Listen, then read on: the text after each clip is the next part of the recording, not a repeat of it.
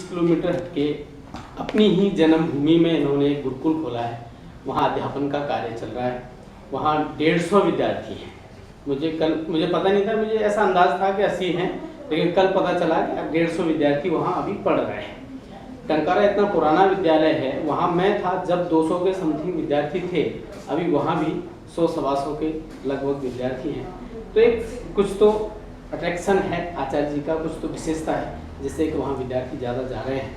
आचार्य जी बहुत समय पहले एटा में पढ़ा चुके हैं, टंकारा में पढ़ा चुके हैं, फिर फाइनली 2006 में उन्होंने अपना गुरुकुल खोला और वहाँ से इनका विद्यार्थियों को पढ़ाने का क्रम चल रहा है। इनके पढ़ाए हुए विद्यार्थी दिल्ली विश्वविद्यालय में प्रोफेसर और भी जगह जगह जहाँ तहाँ पूरे भारतवर्ष में, विदेशों में भी इनके विद्यार्थी कार्य कर रहे हैं।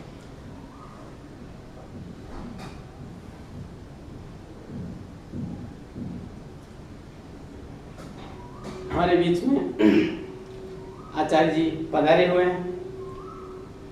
विशेष कुछ न कहते हुए मैं आचार्य जी से प्रार्थना करता हूँ कि वो हमारे बीच में हमें उद्बोधन से लाभान्वित कराएंगे। पूज्य आचार्य जी। आप इमोशनल हो गए, बता देना था मैं इमोशनल क्यों हो गया, बता देना।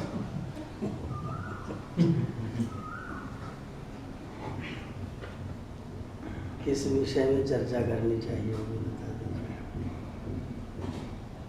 आप तो कोई विषय ना हो तो वो भी विषय उसमें से बना लेते हैं, तो कोई ऐसी बात जिंदगी के कड़वे सच बता दीजिए।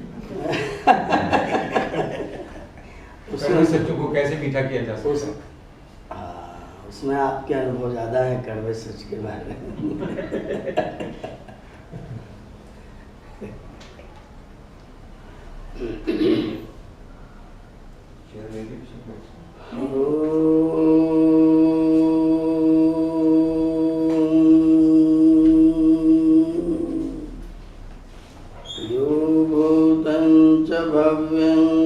सर्वं यश्चाधितिष्ठति स्वर्यस्य च केवलं तस्मै ज्येष्ठाय ब्रह्मणे नमः। यस्य भूमिः प्रमान्तरिक्षमुतोदरम् दिवं यश्चक्रे मूर्धानं तस्मै ज्येष्ठाय ब्रह्मणे नमः। यस्य कारुण्यलेशेन सर्वं सर्वत्र सिद्ध्यति संकल्पितं हृदाभीष्टं तं वन्दे जगदीश्वरं, तं वन्दे परमेश्वरम्। क्षणभंगुर्जीवन की कलिका कल प्रातः को जान खिली न खिली। मलयाचल की शुचि सौरभ मंद सुगंध समीर चली न चली। कलिकाल कुठार लिए फिरता तन नम्र है चोट झिली न झिली। भजले प्रभु नाम हरि रस ने फिर अंत समय में हिली न हिली। जपले प्रभु नाम हरि रस ने फिर अंत समय में हिली न हिली। यहाँ पर समुपस्थित सभी समादरणीय सज्जन वृंद, वंदनीय मातृशक्ति, आज से लगभग 24.5 साल पहले गुरुकुल एटा में मैं आचार्य कक्षा का अंतिम वर्ष का विद्यार्थी था। होली के दिन उस समय आदरणीय श्री नागपाल जी आगरा में आयुक्त के रूप में नियुक्त थे। होली से एक दिन पहले आपने गुरुकुल में सूचना दी कि हम लोग कल गुरुकुल देखने आने वाले हैं। गुरुकुल के अधिष्ठाता जी ने आकर के सब लोगों को सूचना दी कि कल विशेष अतिथि आएंगे, सब लोग यहीं पर रहेंगे, कोई कहीं जाएगा नहीं। और वहाँ गुरुकुल के आसपास के क्षेत्र में होली के दिन सैकड़ों की संख्या में यज्ञ होते थे और लोग यज्ञ कराने के लिए गुरुकुल के विद्यार्थियों को और आचार्यों को बुलाया गया। ऊपर से आदेश आया कि कोई आचार्य कोई विद्यार्थी कल के हवन में नहीं जाएगा क्योंकि नागपाल जी आने वाले हैं। तो जो हमारे मुख्य आचार्य थे आचार्य विश्वदेव जी महाराज, वो रात को ही आगरा चले गए। दूसरे अध्यापक थे रामदेव जी, वो एटा शहर में हवन कराने चले गए। जितने भी अध्यापक लोग थे वो सब के सब लोग चले गए। सवेरे जब आपके आने का 9 बजे के लगभग का टाइम हुआ तो अधिष्ठाता जी आए तो देखा कहाँ है सब लोग, तो पता लगा सब लोग हवन में गए। अधिष्ठाता जी बहुत परेशान हुए और मेरे पास में आए, बोले शिवदत्त वो सब लोग तो हवन कराने गए, अब कैसे होगा? मैंने कहा मुझे आदेश करिए, जो कुछ कहेंगे मैं करूँगा। हमारे अधिष्ठाता जी ने कहा कि सारी व्यवस्था तुमको संभालनी, तुम जानो कैसे भी करो। तो उस दिन मैंने अपने सब विद्यार्थी मित्रों को बुला करके और आप लोगों का स्वागत सत्कार किया और वेद पाठ के 8 पाठ जो होते हैं, जटा माला शिखा रेखा ध्वजो दंडो रथो गना और सामवेद के गान सहित सब मैंने नागपाल जी को सुनवाया। जब वो सारा व्याख्यान सुना तो मुझे अभी वो सीन याद है। तख्त लगा हुआ था, वो बैठे हुए थे हवन कुंड के सामने और आपकी आंखों में आंसू थे और कह रहे थे कि मैंने इस तरह से कभी वेद पाठ श्रवण नहीं किया था। बैठ करके इतनी बड़ी यज्ञशाला में बैठ करके वेद पाठ सुनने का अवसर नहीं मिला था। आज हमने इस वेद पाठ को पहली बार श्रवण किया है। तो आपका बहुत बहुत आशीष, उस समय हम लोगों को बड़ी शाबाशी मिली थी आपके द्वारा और उस दिन मैं गुरुकुल में सर्वमान्य हो गया था। मुझे मेरे सब आचार्य लोगों ने, बड़े लोगों ने ये कहा कि नहीं आज तो शिवदत्त ने सब बढ़िया संभाल लिया, सब अच्छा हो। तब मुझे नहीं पता था कि पता नहीं फिर कभी भेंट होगी, मिलना होगा, क्या होगा। लोग कहते हैं इतिहास अपने आप को दोहराता है। आज हम 24 वर्षों के बाद में जिनको हम वहाँ अतिथि के रूप में स्वागत कर रहे थे, उनके यहाँ आज मुझे अतिथि बन करके आना पड़ा। यहाँ पर आप सब लोगों के बीच में मुझे बातचीत करने का, बैठने का, कुछ कहने का अवसर प्राप्त हुआ है। कह रहे थे कि जीवन के कड़वे सच बताइए। नागपाल जी ने कहा कड़वे सच को मीठा कैसे बनाया जाए वो बताइए। तो कड़वे सच का अनुभव तो आप लोगों को मुझसे ज़्यादा होगा। मैं भी 45th में चल रहा हूँ, आप लोग उम्र में अधिक है, तो कड़वे सच पता नहीं। सच मैं मानता हूँ कि सच कभी कड़वा नहीं होता है, सच केवल सच होता है। जब किसी व्यक्ति की जीभ में मलेरिया का प्रभाव होता है तो उसको सारी मीठी चीज़ें कड़वी लगती हैं। आज से 2600 साल पहले आचार्य शंकर ने एक बात कही थी। शंकराचार्य ने, आदि गुरु शंकराचार्य ने कहा था, पीत्वा मोहमयीम प्रमाद मदिराम उन्मत्त भूतम जगत। जब मोह से परिपूर्ण मदिरा को पी लेते हैं तो सारा जगत पागल हो जाता है। और जब उसका असर हमारी जीभ पर होता है तो कोई सी मिठाई दीजिए, मलेरिया वालों को कड़वी ही लगती है। तो सच कभी कड़वा नहीं होता है। ऋग्वेद का एक मंत्र, यतेतत् सत्यम यत्रत ऋजिया, जो सरल है, सहज है, वही सत्य है। जिसको चादर में ढकना पड़ता है, जिसके लिए दीवार उठानी पड़ती है, जिसके लिए बाड़ बनानी पड़ती है, वो सत्य नहीं है। बाड़ असत्य के लिए बनानी पड़ती है। सत्य तो एकदम सीधा सीधा परोसा जाता है जिनको बुखार होता है उनको कड़वा लगता है, और जिनको बुखार नहीं होता है उनको सच हमेशा मीठा मीठा लगा करता है।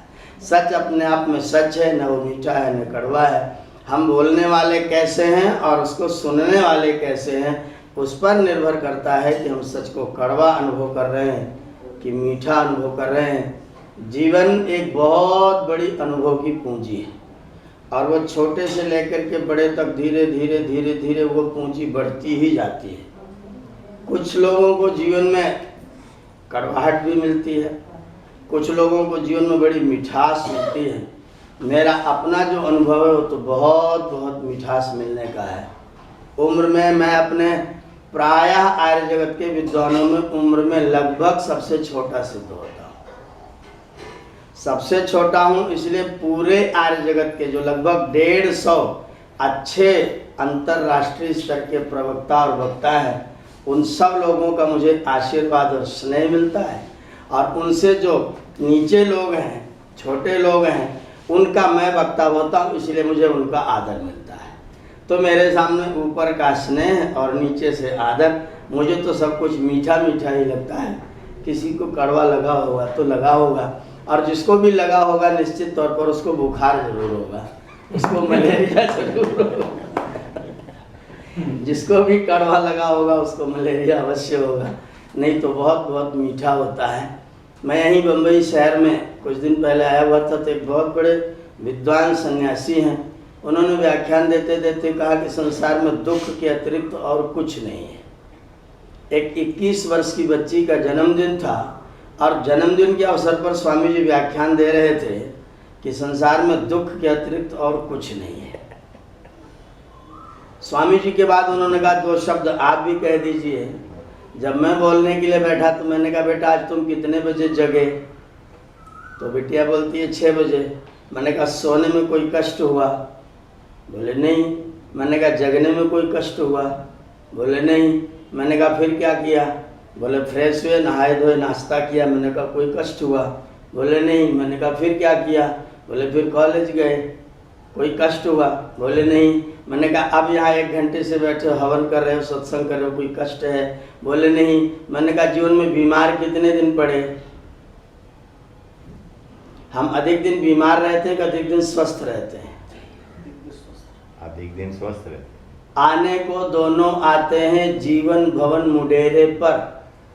प्रभात किरण एक बहुत अच्छे कवि है हिंदी साहित्य के, वो कहते हैं आने को दोनों आते हैं। दोनों माने सुख और दुख दोनों आते हैं। आने को दोनों आते हैं जीवन भवन मुडेरे पर, दुख तो बैठे रह जाते हैं, सुख जल्दी उड़ जाते हैं।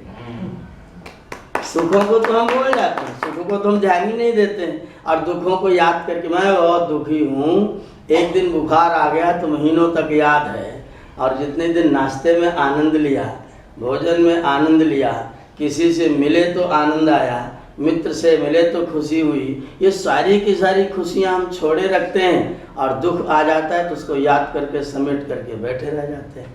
अगर आपका चिंतन सकारात्मक है, अगर आपके जीवन में धन्यवाद की भावना है, धन्यवाद की भावना यदि आपके जीवन में स्वाभाविक रूप से है, तो आपको 75% तक चारों ओर सुख सुख दिखाई देगा। कभी 25% में दुख आता भी हो तो हमें परमात्मा ने एक बहुत अच्छा गुण दिया है भूल जाने का। एक सज्जन मुझसे बोले हम बहुत अच्छे कर्म करेंगे तो क्या होगा? मैंने कहा अगला जन्म अच्छा होगा। बोले याद तो रहता ही नहीं। याद नहीं रहता तो क्या फायदा हुआ? मैंने कहा याद नहीं रहता है बहुत बड़ी परमात्मा की कृपा है। याद होता तो क्या करते वो सोचिए। किसी व्यक्ति ने मेरे साथ बहुत सारे उपकार किए, परिवार की बात है। मेरी माँ ने मुझे बचपन से लेकर के 40 साल तक पाला पोसा। विवाह आदि हो गया, मेरी पत्नी के साथ मेरी माता जी का कहीं से थोड़ा सा विवाद हो गया, पत्नी ने 2 आंसू बढ़िया बढ़िया गिरा दिए मोती जैसे, और मैं उन आंसुओं के पहाड़ के नीचे दब के पिघल गया, और मैं अपनी माताजी के 40 वर्ष के उपकारों को एक क्षण में भुला देता हूं और अपनी माँ से कड़वे वचन बोल देता हूं। वो 40 साल का उपकार कहाँ गया? सारा उपकार खत्म हो गया और अपकार 1 मिनट में।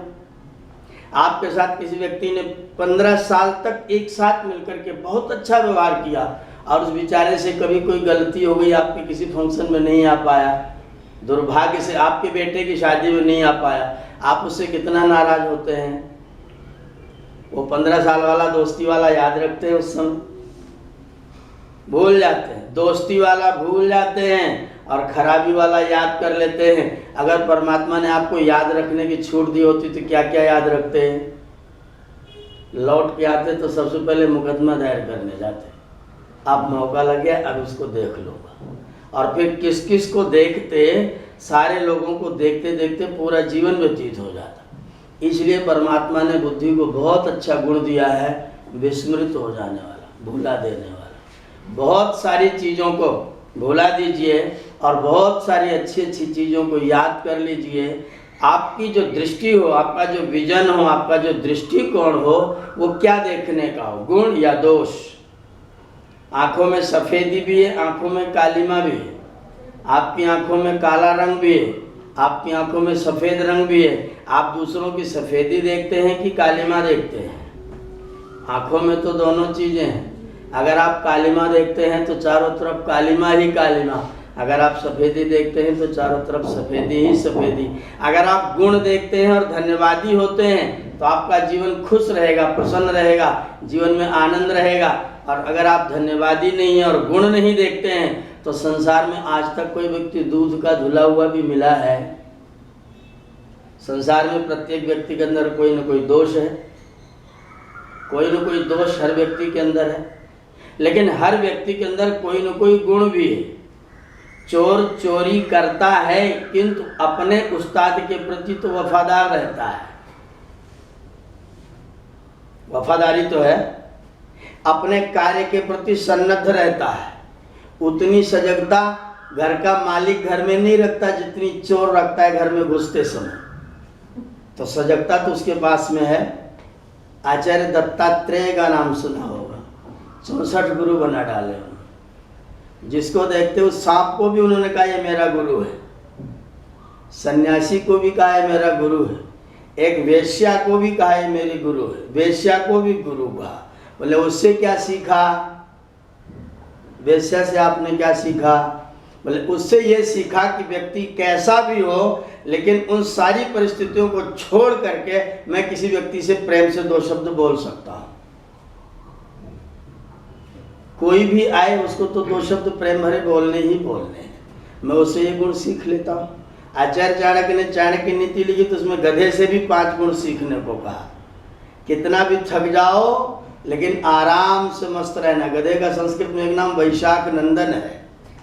वैशाख नंदन घास चरता है खेत में, वैशाख के महीने में सारे खेत कट जाते हैं, 4 मुंह मारता है और पीछे घूम के देखता है कि तो पूरा खेतवा मैंने खाली कर दिया। इतना खुश होता है, 4 बार आ करता है, इतना चर लिया मैंने। पेट भरा कि नहीं भरा, वो खुश है कि मैंने इतना खेत चर लिया। प्रसन्न, थको लेकिन थकावट के चेहरे पर आने मत दो, ये गधे का गुण है, उसे भी सीखा जा सकता है। हर वस्तु के अंदर, हर व्यक्ति के अंदर, हर पदार्थ के अंदर, हर प्राणी के अंदर कोई न कोई गुण है। अगर आपके दृष्टि में गुण दर्शन है तो कड़वाहट बहुत सारी मर जाएगी।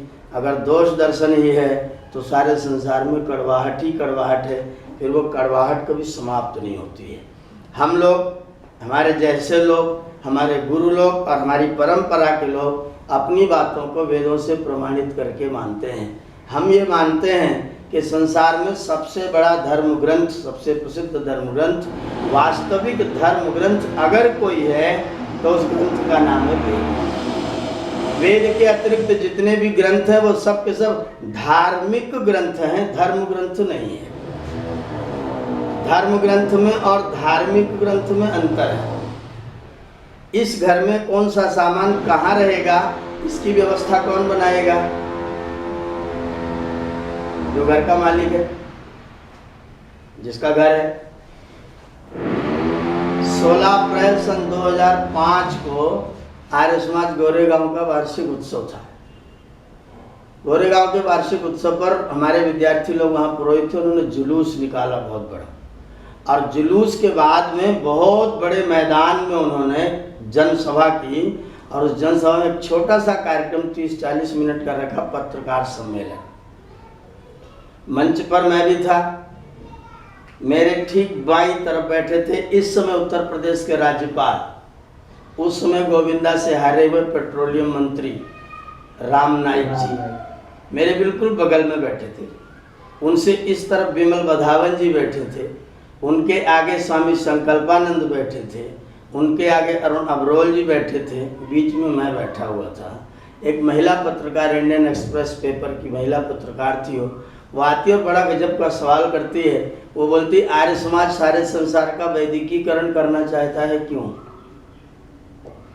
ये सवाल लेके उसने माइक नाइक जी के सामने लगाया। नाइक जी ने माइक पर ऐसे हाथ रखा, बोले नो कमेंट, कुछ नहीं कहना है। उन्होंने माइक बधावन जी के सामने लगा दिया। बधावन बोले, हम तो बहुत कुछ करना चाहते हैं लेकिन लोग करने ही नहीं देते। मुझे थोड़ा अच्छा नहीं लगा, मैंने वो माइक अपने पास ले लिया और मैंने कहा, दीदी मैं आपसे कुछ सवाल पूछ सकता हूँ? बोले, मेरे सवाल का उत्तर दीजिए, सवाल मत पूछिए। मैंने कहा, मैं जो उत्तर देना चाहता हूँ वो उत्तर आपके मुख से निकलवाना चाहता हूँ। उत्तर मैं देना चाहता हूँ लेकिन उस उत्तर को आपके मुख से दिलवाना चाहता हूँ। बोली, चलो पूछ लो फिर। मैंने कहा, आप खाना कितने बजे खाते हैं? बोले, तो मेरी प्राइवेसी है। मैंने कहा, मैं एक दिन के लिए आपका गेस्ट होना चाहता हूँ, इसलिए प्राइवेसी के बारे में थोड़ा सा आउट करना चाहता हूँ। बोली, चलिए आ जाइए। हमने कहा, आप भोजन कितने बजे करते हैं? बोली, 9:30 बजे। मैंने कहा, अगर मैं आपके घर में रात के 10 बजे आऊँ तो बोलती, मैं अकेली रहती हूँ, होटल से खाना लाती हूँ और उतना ही लाती हूँ जितना खा लेती हूँ। 9:30 बजे आओगे तो खा पी के छुट्टी, कुछ नहीं मिलेगा। मैंने कहा, अगर मैं 8 बजे आ जाऊँ तो? बोले, तो मैं ही नहीं मिलूंगी, भोजन की तो बात ही छोड़ दीजिए। मैंने कहा, इसका मतलब आप ये कहना चाहती हैं कि अगर मैं आपके घर में आऊँ तो आपके अनुसार आना पड़ेगा? बोले, बिल्कुल। मैंने कहा, इसका मतलब आप ये कहना चाहती जिसके घर में जाओ उसके अनुसार चलो? बोले, बिल्कुल। मैंने कहा, फिर ये दुनिया घर किसका है? वो बोलती, ईश्वर का। मैंने कहा, ईश्वर के घर में किसके अनुसार चलना चाहिए? बोले, ईश्वर के अनुसार। मैंने कहा, इसीलिए आर्य समाज विश्व का वैदिकीकरण करना चाहता है, क्योंकि ये घर ईश्वर का है और ईश्वर ने अपने संदेश वेद में दे रखे हैं। आर्य समाज चाहता है विश्व का वैदिकीकरण हो जाए, सारा संसार वेद के आदेश के अनुसार चलने लग जाए। वेद जो धर्म ग्रंथ है, एक शब्द है वेदना, वेदना अलग अलग, वेदना, वेद ना रहे तो वेदना खड़ी हो, और वेद हो जाए तो वेदना शब्द ही न बने। वेदना बनी ही तब है जब वेदना, वेद माने ज्ञान, नॉलेज। सारे संसार के समस्त दुखों का कारण क्या है? अज्ञानम तस्य मूलम अविद्या क्षेत्रम उत्तरेशाम प्रसुप्त तनु विच्छिन्न उदाहरणाम, पतंजलि का सूत्र है। अविद्या क्षेत्रम, ये जो अविद्या है, जो अज्ञान है, वेद का न होना है, वही समस्त संसार के दुखों का कारण है। सारे संसार के दुखों का कारण अज्ञान, मूल कारण अज्ञान। और मूल कारण अज्ञान, तो उसका मूल निवारण वेद है, मूल निवारण ज्ञान है। अगर मैं अपने परिवार में रहता हूँ, घर में रहता हूँ, तो हमें ये जान के रहना चाहिए कि परिवार को हमने अपने तरीके से बसाया है कि बसाने वाले ने सबको कर्मानुसार एक साथ जोड़ा है। ये प्रश्न है। परमात्मा ने हम सबको एक परिवार में, एक छत के नीचे परमात्मा ने जोड़ा है, या हमने प्रयत्न करके सब लोगों को बसाया है? क्या मानते हैं?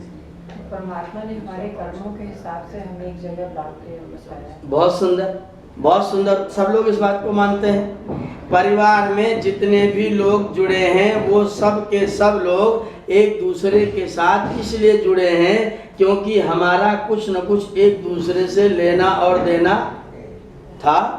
इसका मतलब जोड़ा किसने? जोड़ने वाले ने। और जोड़ने वाला, जो जोड़ने वाला परमपिता परमात्मा है, उसके कार्यों में हम हस्तक्षेप करना चाहें तो कर सकते हैं। पर ये तो कुदरत का ही कानून है ना, कि वही कुदरत, जो कर्म हम करते हैं तो उसको परमात्मा तो वो सब करने वाला नहीं हम ही बने ना, क्योंकि कर्म हमने किया, तो हमारे ही कर्म ने हमें बांधा, तो हम उनके साथ आए सब इकट्ठे। हमारे कर्मों ने ही हमको एक साथ बांधा ना, हाँ। हमारा एक दूसरे से संबंध था तभी हम बंधे हुए हैं। तो उसमें हम अगर नन्नच करना चाहें कर सकते हैं, हमारी व्यवस्था चलेगी। खरगोन एक जिला है मध्य प्रदेश में, वहाँ एक बाजार है नांद्रा बाजार में मैं गया 2 साल पहले। 1 से 5 जनवरी का कार्यक्रम था। दोपहर में एक परिवार में भोजन था। मैं उस परिवार में गया तो उस परिवार में बिस्तर पर एक बच्ची लेटी हुई थी। मैं बच्चों को जब देखता हूँ तो थोड़ा सा खिलाने की कोशिश करता हूँ। मैंने उस बच्ची को भी खिलाने की कोशिश की, थोड़ा पुचकारा, उसके अंदर कोई क्रिया नहीं। मुझे आश्चर्य लगा, कुछ बोलती, कुछ चलती, कुछ हंसती, कुछ डोलती, कुछ नहीं। लंबाई लगभग 2 फीट थी उसकी, लेटी हुई थी बिस्तर पर, बहुत सुंदर डॉल के तरीके से 2 फीट लंबी लड़की लेटी हुई है। अमूमन मैं समझता हूँ उम्र के आधार पर लगभग 4 वर्ष की रही होगी मेरे अनुमान से। मैं उसको पुचकार रहा था, वो कोई क्रिया नहीं कर रही थी। तब तक उसकी माँ आ गई। माँ एकदम युवती थी, उसकी वो पहली ही संतान थी। उस माँ ने आकर के उस बच्ची को ऐसे उठाया और अपनी पीठ पर ऐसे रख लिया। मैंने उस माँ से पूछा कि बच्ची कुछ हंसती डोलती बोलती कुछ नहीं। उस माँ ने बताया, पंडित जी ये लड़की 4 साल की हो गई है, आज तक इसने कुछ भी क्रिया अपनी ओर से नहीं की है। ना ये खाती है अपने आप, ना ये पीती है अपने आप, ना ये करवट बदलती है अपने आप। इसके मुंह में डाल लो तो खा लेती है। अंदर पाचन का तंत्र चल रहा है, लेकिन ब्रेन से इसकी ओर से कोई संकेत इसको प्राप्त नहीं होता है। मैंने एक भावपूर्वक उस महिला से पूछा, माँ से, युवती माँ थी, इस युग की माँ थी। मैंने उससे पूछा कि तुम इस लाश को क्यों ढो रही हो? जब मैंने ये सवाल किया तो वो माँ एकदम हंस पड़ी और हंस के बोलती है कि ये